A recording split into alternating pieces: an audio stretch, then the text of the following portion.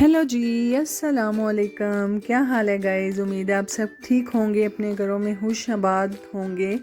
और जी आज संडे का दिन है और बच्चे जो हैं अभी तक सोए हुए थे और जो परिंदे थे वो हमारे जो ऊपर ये वाला रोशनदान है इसके बाहर वाली साइड पर बैठकर चहचहा रहे थे।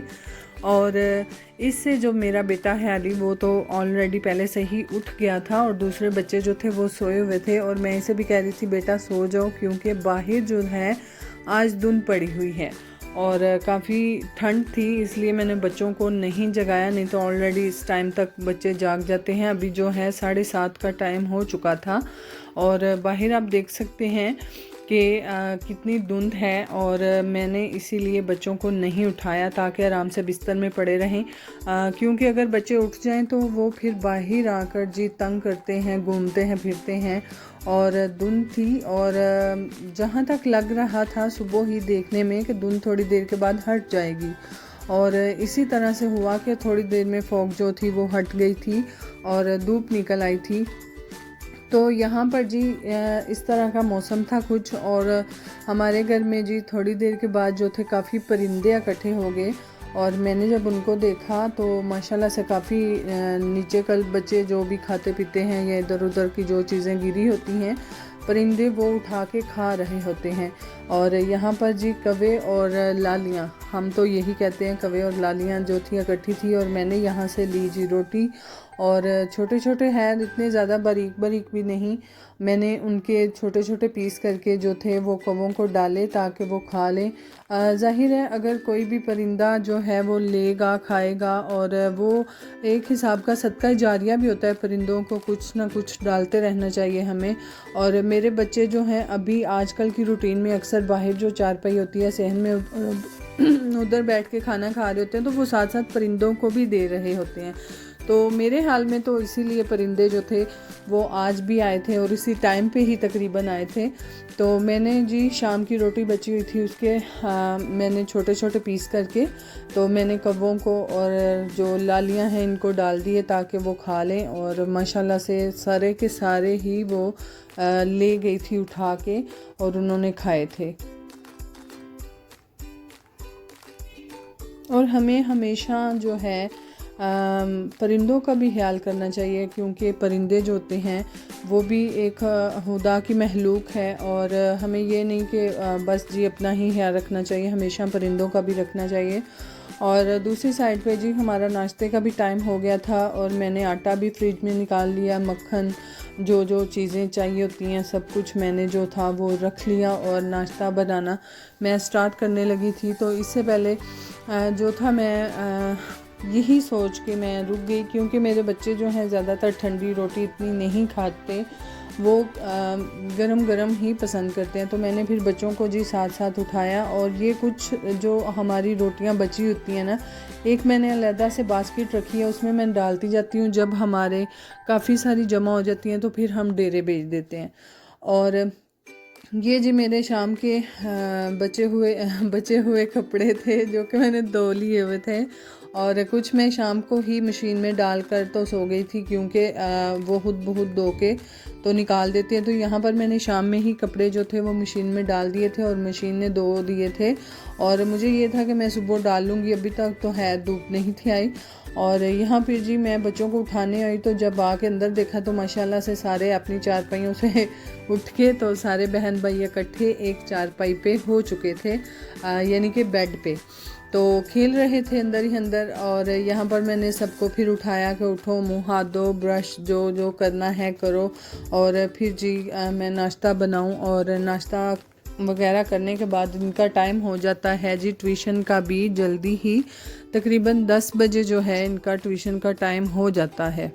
और जी ये छोटी बेटी जो है ये सुबह सुबह उठते ही इसने बोल दिया कि मुझे फीडर चाहिए और फीडर जो था मैंने फिर इसको बोला भी कि नहीं बेटा आप रोटी खाना, तो ये अब हर बात तकरीबन समझती है तो ये नहीं मानी। तो फिर मैंने फ़ौरन से इसको दूध गर्म करके दिया और मैंने भर के फीडर नहीं दिया था क्योंकि थोड़ा इसको भूख भी रहे ताकि ये हमारे साथ रोटी भी खाए और नाश्ता करे हमारे साथ प्रॉपर। तो मैंने इसलिए इसको आधा ही फीडर दिया था और हमारा जो फीडर भी है वो भी चेंज करने वाला है और अभी तक हमारा चेंज ही नहीं हो रहा क्योंकि बाज़ार नहीं चक्कर लग रहा।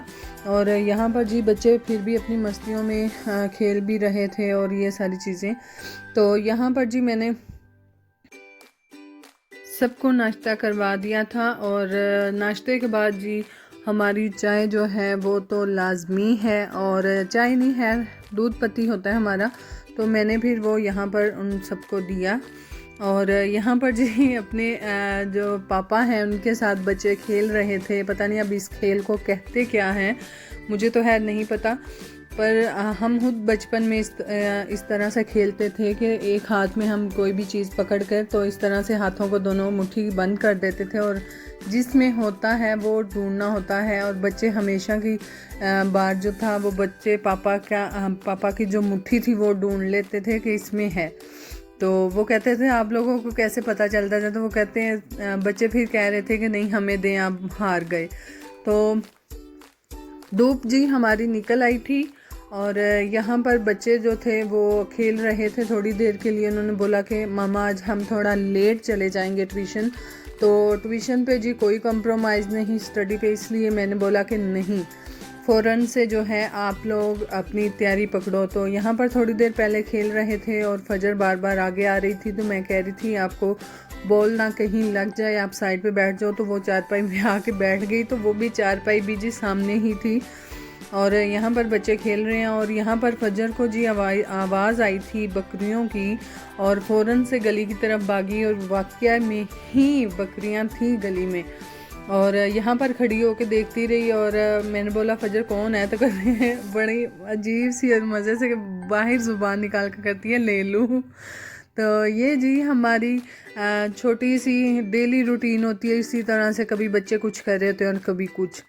और यहाँ पर मैंने बच्चों को कंघी वगैरह की, इनके मुंह हाथ धुलवाए और जो भी वैज़लिन ख़ास तौर पे मैं आजकल इनको लगा रही हूँ क्योंकि हवा जो है बहुत खुश्क है और बच्चों की स्किन बहुत ड्राई हो रही होती है आजकल। तो मैं यहाँ पर इनको वैज़लिन लगाकर सबको जो है तैयार करवा कर तो भेज रही हूँ।